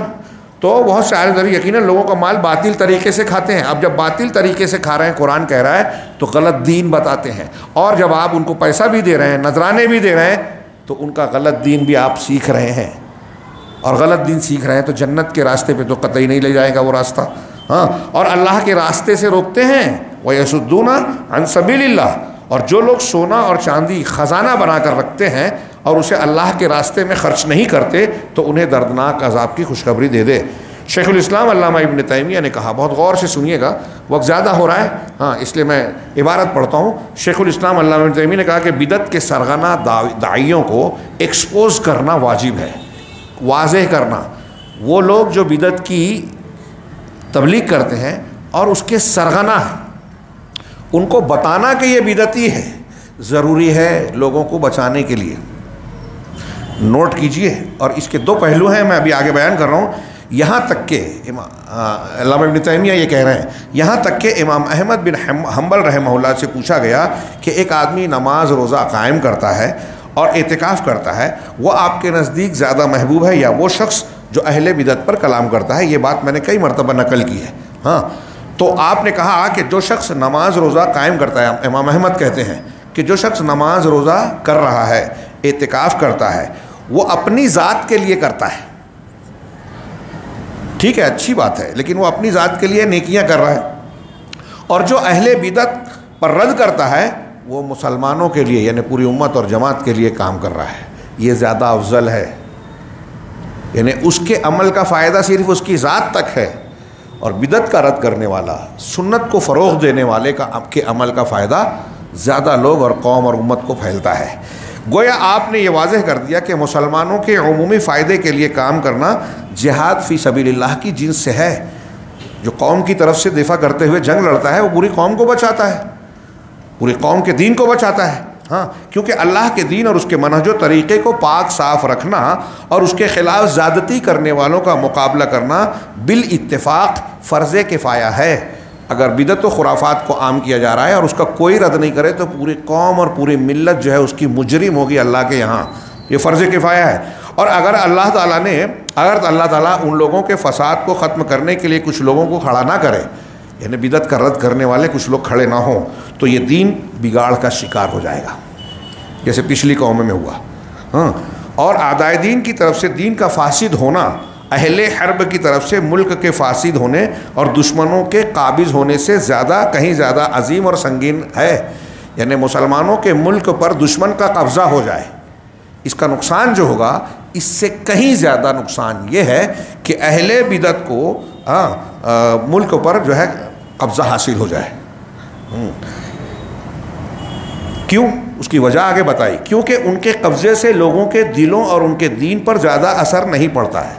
کفار کی حکومت اگر ہوگی تو ہمارا دین ڈائریکٹلی نہیں بگڑے گا. ایک کافر مشرک ایک مسلمان کو کہے ایسا کرو دین سمجھ کے تو وہ نہیں کرے گا، لیکن ایک بدعتی کہے گا تو الٹی سیدھی دلیلیں دے کے کرے گا، وہ کر سکتا ہے، یعنی اس کا دین بگاڑ سکتا ہے. یعنی کافر ڈائریکٹ دین نہیں بگاڑ سکتا، بدعتی بگاڑ سکتا ہے. اس لیے یہ زیادہ بڑا خطرہ ہے. تو کہا جبکہ اعدائے دین اہل بدعت سب سے پہلے لوگوں کے دلوں کو فاسد کرتے ہیں. اور اعدائے دین کی دو قسمیں ہیں، ایک کفار اور دوسرے منافقین. کفار اور منافقین، اللہ تعالیٰ نے ان دونوں قسموں سے جنگ کرنے کا حکم دیا ہے. ارشاد باری تعالیٰ ہے یا ایھا النبی جاہد الکفار والمنافقین واغلظ علیہم ومأواہم جہنم وبئس المصیر. اے نبی، کافروں اور منافقوں سے جہاد کرو اور ان پر سختی کرو، اور ان کا ٹھکانہ جہنم ہے اور وہ لوٹ کر جانے کی بری جگہ ہے، یعنی برا ٹھکانہ ہے جہنم. تو ان کے ساتھ مقابلہ کرنا چاہیے. مطلب کیوں؟ اس لیے نہیں کہ انسان یا انسانیت کے خلاف، وہ جو شرک اور کفر کو پھیلا رہے ہیں اس کے فساد سے دنیا کو بھی خراب کر رہے ہیں، لوگوں کا بھی نقصان کر رہے ہیں.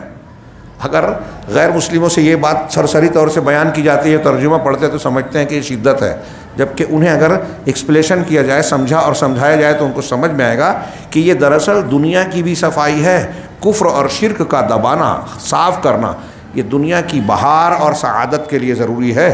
جتنا ایمان اور نیکی دنیا میں ہوگی، اللہ کی برکتیں اور سعادتیں اتنی زیادہ نازل ہوگی. لیکن یہ ایک تھوڑی سی اور لمبی بحث ہے. اسی طرح سورہ تحریم کی آیت نمبر 9 کے اندر بھی یہی حکم آیا ہے. چنانچہ جب منافق قسم کے لوگ دین میں بدعت ایجاد کر کے لوگوں کو دھوکہ دے اور انہیں ایکسپوز نہ کیا جائے. ہاں، اگر کوئی بدعت پھیلا رہا ہے، غلط باتیں بتا رہا ہے، لوگ اسے بڑا سمجھ رہے ہیں، وہ ٹی وی چینل پہ آ رہا ہے، اس کی کلپ کو خوب پھیلایا جا رہا ہے، تو اس کو اگر ایکسپوز نہ کیا جائے تو اس سے دین فساد کا شکار ہو جائے گا.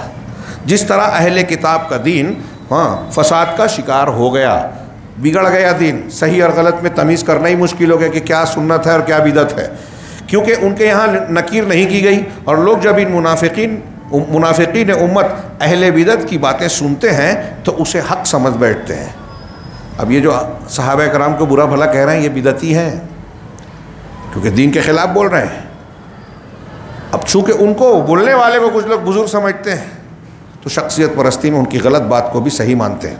ہاں، جبکہ وہ کتاب و سنت کے صریح خلاف ہوتی ہے، ان کی بات ہوتی ہے. اور ساتھ ہی کچھ لوگ اہل بدعت منافقین کے بدعت کے سپورٹر اور داعی تک بن جاتے ہیں. ان کی بات کو صحیح کہتے ہیں جو غلط ہے، اور ان کا رد کرنے والوں کا رد کرتے ہیں جو صحیح ہے. صحیح کا رد کر، ایک تو دیکھیے بدعت کی تائید کرنا یہ ایک جرم، اور اس کے مقابلے میں جو رد کرنے والا ہے اس کی مخالفت کرنا یہ دوسرا جرم ہے کہ آپ حق کا رد کر رہے ہیں. جیسا کہ ارشاد باری تعالیٰ ہے کہ لو خرجوا، منافقین کے بارے میں کہا کہ لو خرجوا فیکم ما زادوکم الا خبالا ولا اوضعوا خلالکم یبغونکم الفتنہ وفیکم سماعون لهم واللہ علیم بالظالمین. اگر وہ تم میں نکلتے تو خرابی کے سوا تم میں کسی چیز کا اضافہ نہ کرتے. منافقین اگر تمہارے درمیان آئیں گے، نکلیں گے، فوج میں جائیں گے، تو تمہارے اندر جو ہے کسی خرابی کے علاوہ یعنی برائیاں پیدا کریں گے، نقصانات پیدا کریں گے، اور تمہارے درمیان گھوڑے دوڑاتے. یہ ایک جو ہے اصطلاحی جملہ ہے، محاورہ ہے، تمہارے درمیان فتنہ پھیلاتے. ہاں، اور اپنے عقلی گھوڑے دوڑا کر جو ہے فتنے پھیلاتے، اور اس حال میں کہ تم میں فتنہ تلاش کرتے، اور تم میں کچھ ان کی باتیں کان لگا کر سننے والے ہیں. کچھ لوگ ایسے ہیں تمہارے اندر منافق کی باتیں سننے والے ہیں، ابھی ہیں. دیکھیے سوشل میڈیا پہ تو بہت کامن ہے، پھر سنتے ہی نہیں ہیں، فارورڈ بھی کرتے ہیں، دوسروں کی ترغیب بھی دیتے ہیں. اللہ تعالیٰ سرزنش کرے تمہارے اندر، مطلب وہ صحیح ہیں پھر بھی غلط لوگوں کی سن رہے ہیں. تو یہ راستہ بنتے ہیں اہل حق میں باطل لوگ، باطل پرستوں کی بات پھیلانے کا، اور اللہ ان ظالموں کو خوب جاننے والا ہے. اس لیے یہ آخری 2-3 باتیں ہیں. اس لیے ان منافقین امت اہل بدعت کو ایکسپوز کرنا واجب ہے، کیونکہ ان کا فتنہ سب سے زیادہ عظیم اور سنگین ہے. باہر والے سے زیادہ اندر والے کا ڈر ہے. اور میں بار بار کہتا ہوں، آج کے زمانے میں یہود و نصارہ کی قوتوں نے مسلمانوں کے بیچ بہت سارے اہل باطل کو لانچ کیا ہے. کچھ ایسے ہیں جن کا نام بظاہر پرانا ہے، جیسے تصوف کرنے والے صوفیہ، ہاں تصوف کو اختیار کرنے والے، کچھ اور بدعتی، کچھ خاص مرکز چلانے والے، وہ بظاہر پرانے سے اپنا سلسلہ جوڑتے ہیں بظاہر. اور ایسے ہی لوگوں کو تاڑ کر ہمارے یہود و نصارہ اور اسلام دشمن عناصر ان کو خریدتے ہیں، ان کو مسلمانوں کے بیچ بھیج کر ان کو استعمال کرتے ہیں. ایسے لوگوں کو پہچاننا اور ان کو بے نقاب کرنا بہت جو ہے شدید ضرورت ہے، کیونکہ ان کا خطرہ بہت بڑا ہے. اس سے دین کے بگاڑ کا خطرہ ہے. اسی لیے ان کی تحذیر میں تعیین کے ساتھ نام تک لینا ضروری ہو جاتا ہے. یہ علامہ ابن تیمیہ کی عبارت یہاں ختم ہوئی. ان کی آخری جملہ پھر سے، اسی لیے ان سے ڈرانے میں، ان کی تحذیر مطلب ان سے آگاہ لوگوں کو بتانے کے لیے کہ دیکھو ان سے ہوشیار رہنا، ان کی تعیین کے ساتھ نام تک لینا ضروری ہو جاتا ہے. ہمارے یہاں کچھ لوگ اس کو برا سمجھتے ہیں کہ ہم کسی کا نام لے کے اس کا رد کریں. ابھی جیسے میں نے مولانا مودودی صاحب کا نام لیا، کسی کا ڈاکٹر اسرار کا، سلمان الحسینی کا، تو بعض لوگ اسے ناپسند کرتے ہیں. عام حالات میں یہ چیز ٹھیک نہیں ہے، لیکن اگر کوئی ایسی شخصیت ہے جس کو لوگ اچھا مانتے ہیں اور اس کی شخصیت کی وجہ سے گمراہی کا شکار ہو سکتے ہیں، تو سلف سے لے کے خلف تک اور قرآن و حدیث کی دلیلوں کی بنیاد پر ایسے لوگوں کا نام لے کر واضح کرنا فرض ہے، لازم ہے. شیخ صالح الفوزان سعودی عرب کے بڑے عالم سے ان سے پوچھا گیا تو انہوں نے یہ کہا کہ اگر کوئی ایسا آدمی ہے جس کی گمراہی زیادہ مشہور نہیں ہے اور فتنے کا ڈر نہیں ہے تو بس اس کی گمراہی کا رد کر دیا جائے. لیکن کوئی ایسا آدمی ہے جس کی شخصیت مشہور ہے، لوگ اس کو اعتماد کی نگاہ سے دیکھتے ہیں جبکہ وہ قابل اعتماد نہیں ہے اور وہ کوئی غلطی اور غلط کام کر رہا ہے، باطل اور بدعت کی تائید کر رہا ہے، تو وہاں نام لے کر بیان کرنا فرض ہے. یہ فوزان نے، علامہ البانی رحمہ اللہ بھی اسی کے قائل ہے. ایک جگہ انہوں نے عبد الفتاح ابو غدہ، ہاں بظاہر محدث کوثری گروپ کا آدمی ہے، اس کے رد میں ایک لمبی تحریر لکھی. ہمارے طلبہ علماء جانتے ہیں، شولقی طحاویہ کویت سے چھپی، اس میں وہ مقدمہ 70-80 صفحے کا ہے، شامل ہے. تو آدھے سے زیادہ مضمون اس کا رد کرتے ہوئے انہوں نے نام لیے بغیر بیان کیا. اس کے بعد وہ لکھتے ہیں ایک جگہ کہ اب تک میں نے اس شخصیت کا جو ذکر کیا، نام نہیں لیا، لیکن اللہ نے میرے دل میں یہ بات ڈالی اور مجھے یہ سمجھ میں آیا کہ چونکہ اس کا فتنہ واضح ہے اور اس کی گمراہی بہت بڑی ہے حدیثوں کے سلسلے میں، لہٰذا فرض ہے، لازم ہے کہ اس کے نام کو ظاہر کیا جائے تاکہ عام لوگ بھی، جمہور امت بھی اس سے آگاہ رہے، چوکنا رہے کہ اس کی کتنی سنگین گمراہی ہے۔ تو سنو، میں جس شخصیت کا رد کر رہا ہوں وہ عبد الفتاح ابو غدہ ہے، یعنی یہ کہنے کے بعد نام لے کر کہا، اور اس کے بعد جو صفحات لکھے تو ہر جگہ نام لے کر تذکرہ کر کے رد کیا ہے۔ تو علامہ ابن تیمیہ بھی کہہ رہے ہیں کہ کبھی کبھی ضروری ہو جاتا ہے۔ علامہ ابن قیم نے کہا کہ امام احمد بن حنبل سے ایک ایسے آدمی کے بارے میں پوچھا گیا جو وتر کی نماز برابر چھوڑ رہا تھا، تو آپ نے کہا یہ برا آدمی ہے، اس کی تعیین ہو گئی، اور اس کے بارے میں کہا آپ کسی شخص کو مقتدا، اب آگے نتیجے کی 2-4 باتیں ہیں بہت ہی شارٹ، آپ کسی شخص کو مقتدا اور امام بنا کر نہ بیٹھ جائیں۔ ہمارے یہاں یہ بہت کامن ہے، اور ہندوستان پاکستان میں کچھ زیادہ ہی ہے کہ کسی آدمی کو مان لیا تو بس اندھے بہرے ہو گئے۔ آپ اس کا یہ مطلب آپ عزت کیجئے، بڑے کو بڑا مانیے، لیکن ہر ایک کو اس کے مقام پر رکھیے، جس کا جو مقام ہے اس کو وہ مقام دیجئے، اس سے زیادہ بھی مت کیجئے، کم بھی مت کیجئے، اس کا یہ مطلب ہے۔ لیکن عام طور سے ہمارے یہاں یہ ہوتا ہے، اور یہ شیطان کا ایک حربہ ہتھ کنڈا ہے کہ کسی کی عزت و عقیدت ہے تو اس کی عقیدت و عزت میں کچھ نہ کچھ غلو پیدا کر دیتا ہے، اور وہیں سے شخصیت پرستی آتی ہے۔ اب دنیا میں نبی کے علاوہ جتنی شخصیات ہیں سب سے غلطی ہوتی ہے، اور کبھی کبھی آدمی اگر اندر سے ٹھیک ٹھاک نہیں ہے تو اپنے آپ کو ظاہر میں اچھا بول رہا ہے۔ آج کل کتنے ایسے لیڈر ہیں، کتنے ایسے لوگ ہیں، تقریر کرتے ہیں تو لگتا ہے کہ بہت خیر ہی خیر ہے، لیکن جب پردہ ہٹتا ہے تو پتہ چلتا ہے کہ سب گندگی ہی گندگی ہے، بدبو ہی بدبو ہے۔ ہاں تو خیر کہہ رہے ہیں کہ آپ کسی شخص کو مقتدا اور امام بنا کر نہ بیٹھ جائیں۔ اپنے کسی آدمی کو امام بنا لیا تو بس اب اسی کی سب بات مانوں گا، بلکہ ضروری ہے کہ اس کی باتوں کو رسول اللہ صلی اللہ علیہ وسلم تک مستند کیا جائے۔ وہ کہہ رہا ہے ٹھیک ہے، بڑا آدمی ہے، تو ہم یہ دیکھیں کہ اس کی بڑے آدمی کی وہ بات جو ہے نبی صلی اللہ علیہ وسلم کی بات کے موافق ہے کہ نہیں ہے۔ نہیں ہے تو پھر وہ بڑا ہو اپنی جگہ، ہمارے لیے اس کا ماننا ضروری نہیں ہے۔ کیا ہم دنیا کے ہر بڑے آدمی کی بات مان سکتے ہیں؟ کوئی بہت اچھا ہو، بہت بڑا ہو، ہے ٹھیک ہے، کون سی قوم ہے، کون سا مذہب ہے، کون سا مسلک ہے جس کے ماننے والوں میں بڑے لوگ نہیں ہیں؟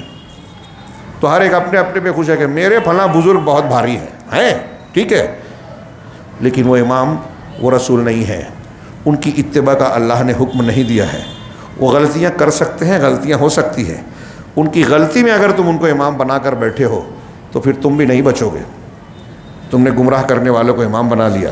ہاں، اس لیے ایسے لوگوں کو جو امام تو بن گئے یا لوگ بنا بیٹھے ہیں اور غلطی کرتے ہیں، ان کو ایکسپوز کرنا، واضح کرنا ضروری ہے۔ شخصیت پرستی گمراہی ہے، اور آراء و اقوال پر مکمل بھروسہ کر لینا ہی بدعت کا ایجاد کرنا ہے۔ لوگوں نے فلاں نے یہ کہا، ڈھیما نے یہ کہا، فلاں نے یہ کہا، اور اس کے اس قول کو قرآن و حدیث کی جو ہے کسوٹی پر کسا نہ جائے، بس اس نے کہا تو اتنا بڑا آدمی ہے تو غلط کیسے ہوگا، یہ جو ہے بدعت کا ایجاد کرنا۔ اور آپ دیکھ لیجئے کہ عوام میں یہی زیادہ چلتا ہے، بدعت کسی بھی شکل میں ہو۔ صاحب کتاب نے، یہ علامہ ابن قیم کی تحریر ہے، بدعت کسی بھی شکل میں ہو، میرے نزدیک سنت ہی محبوب ہے۔ آپ کو بدعت بہت پیاری خوبصورت لگ رہی ہے، بدعت تو بدعت ہے، ہاں، کیونکہ اللہ کی منع کردہ چیزوں کے ذریعے کبھی تقرب حاصل نہیں کیا جا سکتا۔ یہ ایک ایسا جملہ ہے جو آج ایک ایک فرد کو پکڑ کر سمجھانا اور یاد کرانا چاہیے، کندھا پکڑ پکڑ کے، کہ جو اللہ تبارک و تعالیٰ اور رسول کی منع کی ہوئی چیز ہے اس کو کر کے آپ اللہ کے قریب ہو سکتے ہیں کیا؟ بالکل نہیں۔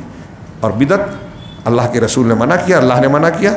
ہاں، جس طرح کے جن چیزوں سے ممانعت نہیں ہے انہیں ترک کر کے تقرب حاصل نہیں کیا جا سکتا، یعنی جن چیزوں کو شریعت نے کہا ہے کہ یہ کرنا ہے تو آپ اس کو چھوڑ کے اللہ سے قریب نہیں ہو سکتے۔ ٹھیک اسی طرح جن چیزوں کے بارے میں اللہ نے کہا ہے کہ نہیں کرنا تو ان کو کر کے اللہ سے قریب نہیں ہو سکتے۔ یہ بات پوری ہوئی، بات ہماری پوری ہوئی۔ یہاں ضمناً میں ایک بات موجودہ ماحول میں عرض کرنا ضروری سمجھتا ہوں کہ ایک طرف یہ ضروری ہے کہ جس کے منہج میں خرابی ہو، ہاں، بدعت ہو، خرافات ہو، اس کو ایکسپوز کیا جائے، غلط ہے ظاہر کیا جائے۔ دوسری طرف اس میں اس طرح ہمارے کچھ طبقات اور بعض نوجوان ایسا لگتا ہے کہ اس میں بھی شدت اختیار کر بیٹھے، چنانچہ ان کا معاملہ یہ ہو گیا ہے کہ وہ جیسے کسی ایک کی چھوٹی موٹی کوئی غلطی ہو جائے، جیسے اجتہادی غلطی کی قسم سے ہوتی ہے، اس پر بھی وہ منہج سے مخالفت کا حکم لگا دیتے ہیں کہ فلاں آدمی جو ہے غلط ہے، غیر منہجی ہے، اب ایک صحیح منہج والا آدمی اس کے ساتھ بیٹھ گیا اسٹیج پہ، کیا اتفاق ہو گیا، کوئی وجہ ہو گئی، ہم تفصیل میں نہیں جا رہے ہیں، تفصیلی معلومات نہیں رہے، حکم لگا دیے اس کے ساتھ ہے، مطلب اس کا بھی منہج غلط ہے، جلد بازی۔ میں نے دیکھا کہ ہمارے ہاں کچھ نوجوان ایسے ہیں کہ بعض نوجوانوں کے تقریر کرنے میں کہا یہ بردر ہو گئے، عالم نہیں ہے، پھر کیسے خطبہ جمعہ دے دیا، جبکہ اس آدمی نے کسی ضرورت کے تحت، وہاں کوئی دوسرا عالم نہیں تھا، جمعہ پڑھانا تھا، کھڑا ہو گیا اور اس نے وہ باتیں پیش کی جو اس نے یاد کی تھی۔ اگر اس کی کوئی غلطی ہے تو علماء کے سامنے بتانا چاہیے، لیکن اب اس کو ہدف و تنقید بنایا۔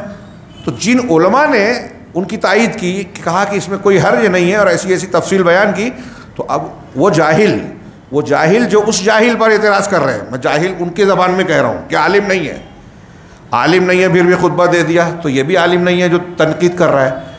تو اب یہ آدمی ان علماء پر تنقید کر رہا ہے جو اس کو صحیح قرار دے رہے ہیں۔ تو میں نے سوال کیا کہ ایک آدمی نے تقریر کی جو عام لوگوں سے تقریر کی، تو آپ قرآن حدیث سیکھنے والے ایک طالب علم کو جس نے ابھی سند نہیں لی ہے، اس کو اس بات کا حقدار نہیں سمجھتے کہ وہ کچھ دینی باتیں کر کے لوگوں کو بتائے، آپ اس کو نہیں سمجھتے، اور آپ خود اپنے آپ کو ایسا سمجھ رہے ہو کہ علماء پر تنقید کرو۔ میں یہ جو بات کہہ رہا ہوں، اس پر میری انشاءاللہ موقع رہا تو میں اپنی جماعت کے علماء سے اور جماعت کے بعض ذمہ داران سے جو اس کا شعور رکھتے ہیں، جو زمینی طور سے جو ہے مسائل کو سنجیدگی سے لیتے ہیں، اس کی آج شدید ضرورت ہے کہ اس معاملے پر غور کر کے، میٹنگیں کر کے کچھ ضابطہ اصول بنایا جائے۔ ایک ہوتا ہے کسی سے کوئی غلطی ہو جانا، ایک ہوتا ہے منہج میں غلط ہونا۔ اب ایک عالم جو ہے وہ اہل حدیث حلقے میں دعوت و تبلیغ کا کام کر رہا ہے، محنت کر رہا ہے، دوسروں سے لڑ رہا ہے، رد کر رہا ہے، اس سے کہیں کوئی غلطی ہو گئی، اس کا کہیں کوئی فوٹو آ گیا، کسی سے تعلق ہو گیا، تو سوشل میڈیا پر ہنگامہ، یہ جواب دیتا بیٹھے، دین کا کام چھوڑ کے بدعت والوں کا رد کر کے اب آپ کا جواب دیتا بیٹھے۔ وہ جو حدیث میں کہا گیا ہے کہ اگر کسی سلطان والے آدمی سے غلطی ہو تو اس کا ہاتھ پکڑ کر تنہائی میں لے جا کے اس کی اصلاح، کیا ہے یہ مطلب؟ میں سمجھتا ہوں کہ یہ جو لوگ کہتے ہیں، کر رہے ہیں، ان کی علمی صلاحیت جو ہے وہ جو یہ میری بات سمجھ میں نہیں آئے گی ان کو، لیکن اہل علم کو سمجھنا بہت ضروری ہے۔ اس سے دعوت کا بہت نقصان ہو رہا ہے، شخصیات جو صحیح ہیں مجروح ہو رہی ہیں، کوئی فرشتہ نہیں ہے۔ ہم تو بتاتے ہیں بعض مسائل میں ائمہ کرام کی ہم تقلید اس لیے نہیں کرتے کہ ان سے بھی کہیں نہ کہیں خطا ہوئی ہے، اجتہادی خطا، ان کو اس پر بھی ثواب ملے گا۔ اس لیے کسی ایک شخص سے، جب ائمہ کرام، تابعین، تابعین، نبی کے بعد جو بھی ہے، ہر ایک سے غلطی ہو سکتی، تو آج کے علماء سے کیوں نہیں ہو سکتی؟ صحیح منہج والے سے غلطی کیوں نہیں ہو سکتی؟ تو صحیح منہج والے کا آپ اگر رد کرتے ہیں یا اس کی اصلاح کرنا چاہتے ہیں، اس کا طریقہ الگ ہونا چاہیے۔ اور جو بگڑے ہوئے منہج والا آدمی ہے، یہ جو میں بات کہہ رہا ہوں، ہمارے محدثین کی زبان میں حدیث کے سلسلے میں قبولیت اور عدم قبولیت کی شکل میں آپ اصول حدیث میں دیکھیے کہ وہ اہل بدعت میں فرق کرتے تھے۔ ایک وہ اہل بدعت جو بدعت مکفرہ، اور ایک اہل بدعت جو بدعت غیر مکفرہ، یہ کہنا ایک وہ اہل بدعت جو بدعت کے داعی ہیں، اور ایک وہ اہل بدعت جو بدعت میں کے مرتکب کو ہیں دعوت نہیں دیتے۔ کتنی شدت کا قول ہے۔ امام احمد، امام اوزاعی، ائمہ حدیث، ائمہ محدثین جو ہے عام طور سے بدعتی کی مجلس میں شرکت سے شدت سے منع کرتے تھے، لیکن ان کی حدیثوں میں آپ کو کئی ایسی روایتیں ملے گی جن کے راویوں میں، سند میں، راویوں میں ایسے روات ہیں جن کو اہل بدعت کہا گیا ہے۔ ہمارے یہاں آج ہم بہت سارے ایسے علماء کی کتابوں سے استفادہ کرتے ہیں جن کے ہاں کھلا انحراف عقیدے میں پایا جاتا ہے، عقیدے کی بعض بحثوں میں۔ علامہ ابن حجر العسقلانی بخاری کے شارح ہیں، فتح الباری، آج کوئی بھی ہے جو کوئی طبقہ جو ہے اس کو اس سے مستغنی نہیں ہوتا۔ ان کے یہاں اشریت وغیرہ کے بعد جراثیم پائے جاتے ہیں ان کی تحریروں میں، شروحات میں، علماء نے رد کیا اس کا۔ علامہ نووی جو مسلم کی شرح کرنے والے ہیں، کھلا انحراف ہے ہمارے عقیدے کے خلاف۔ ان کا عقیدہ یہ ہے کہ بزرگان دین، اولیاء و صالحین کے آثار، ان کی اشیاء، استعمال کی ہوئی اشیاء اور ان کے آثار جو ہیں، ان کا گھر، کپڑا وغیرہ وغیرہ، اس سے تبرک حاصل کیا جا سکتا ہے۔ یہ غلط عقیدہ علامہ نووی کا تھا، علماء نے رد کیا۔ تو تو ان کی اس ایک دو غلط باتوں سے ہم اس کا کریں. میں پوری بات نہیں, میں ایک مثال دے رہا ہوں. اب اس بنیاد پر مجھے نہ گھیر لیا جائے ارے یہ اس کی تائید کر رہے ہیں. نہیں, میں کہنا یہ چاہتا ہوں کہ ہمارے درمیان اگر کوئی عالم ہے, ہم جانتے ہیں یہ اہل حدیث ہے, یہ ادارہ اہل حدیث ہے, قرآن حدیث کے مطابق عمل کر رہا ہے, میں ان لوگوں کو جو ان پر تنقید کرتے ہیں انہیں چھوڑ دو بھائی. آپ اہل بدعت سے لڑیے. ان کے یہاں جو علماء ہیں, اگر آپ کو لگتا ہے کہ کوئی چیز وہاں غلط ہو رہی ہے, آپ کو قابل اعتراض نظر آ رہی ہے, تو ان کے علماء اور جانکار لوگوں تک پہنچا دیجئے. ہمارے یہاں ادارے میں ایک خاص کورس چلتا ہے کن فقیہن. میں مثال دوں, میں بھی سن رہا ہوں, میں نے نہیں پڑھتا, سوشل میڈیا پہ میں بہت نہیں ہوں, کہ کچھ لوگوں کو اس پہ اعتراض ہے. مجھے بہت حیرت ہے. ابھی جیسے ہم لوگ یہاں درس دے رہے ہیں, میں جو آپ سے درس دے رہا ہوں, کیا کوئی یہ کہے گا کہ یہ جو درس سننے والے ہیں یہ مولانا بیان کر رہے ہیں تو اب یہ سن کے جو ہے یہ بردر بن جائیں گے, غلط سلط دین بیان کریں گے, لہٰذا میں درس نہ دوں؟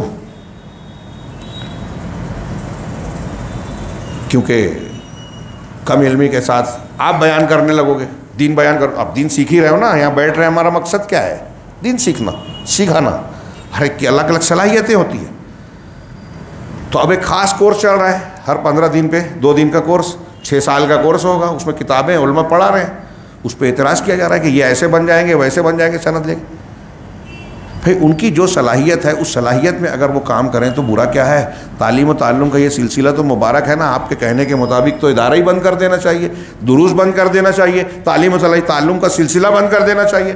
اور مجھے بہت حیرت ہوتی ہے کہ ان کی باتیں جو ہمارے کچھ نوجوان بے سمجھے بوجھے کہہ رہے ہیں, کر رہے ہیں, کچھ علماء بھی ان کے ساتھ ہو جاتے ہیں, ہمارے معتبر علماء, ہم ان کی بھی عزت کرتے ہیں. لہذا برائے کرم ان سے میں گزارش کروں گا کہ آپ غلط کو غلط کہیے. آپ کو اگر اس پر اعتراض ہے پھر بھی اس کو سوشل میڈیا پر پبلک میں مت ڈالیے, محاذ کھڑا نہ کیجیے. اہل بدعت اور وہ لوگ جن کا منہج غلط ہے, جو غلط چیزیں پیش کرتے ہیں, ان کے رد کرنے میں اور اہل حق کی غلطیوں کی اصلاح کرنے میں بہت فرق ہوتا ہے. اس کو شرعی اصولوں اور ضوابط کے مطابق انجام دیا جائے. اور اس میں میں ایسا مانتا ہوں کہ علماء کے ساتھ ساتھ علماء کو اس پہ سنجیدگی سے غور کرنے کے ساتھ اس میں اصلاح کرنے کی ضرورت ہے, اور ساتھ ساتھ ہماری جماعت کے ذمہ داروں کو بھی اس میں توجہ دینا چاہیے. ورنہ میرا سوال ہوگا کہ آپ کس لیے جماعت کے ذمہ دار ہیں, کس بیماری کا علاج ہے؟ اللہ رب العالمین ہم میں سے ہر شخص کو وہ کام کرنے کی توفیق دے جس کے ہم مکلف اور ذمہ دار ہیں, اور اس سلسلے میں ہماری نیتوں کو بھی خالص بنائے اور ہمارے اعمال کو بھی, کوششوں کو بھی صحیح راستے پر چلنے والا بنائے. یہاں جو اصول ہم نے پڑھا کہ یہ ایک لازمی فریضہ ہے اصلاح و ترقی کے لیے, آج ہمارے سماج کی اصلاح کے لیے ضروری ہے کہ جو لوگ بدعت و خرافات یا غلط دین پیش کرنے والے ہیں ان کے بارے میں یہ بیان کیا جائے. یہ علماء حق کی ذمہ داری ہے کہ بیان کریں, اور ہر زمانے میں علماء حق نے جب یہ ذمہ داری نبھائی اسی کی وجہ سے آج صحیح دین زندہ ہے, خالص اسلام زندہ ہے اور قیامت تک رہے گا. خوش نصیب ہیں وہ لوگ جو یہ کام کرتے ہیں, اور خوش نصیب ہیں وہ لوگ جو اس کام کے کرنے والوں کی باتوں کو سمجھ کر اسے قبول کرتے ہیں اور باطل طریقے اور گمراہ کرنے والے اماموں کے پھندوں سے بچ کر صحیح راستے پر چلتے ہیں. اللہ رب العالمین ہمیں حق کا راہی سپاہی بنائے اور اسی پر موت دے, اسی کے ذریعے سے ہم کو دنیا اور آخرت میں کامیابیوں سے نوازے. وآخر دعوانا ان الحمد للہ رب العالمین وصلی اللہ علی نبینا محمد.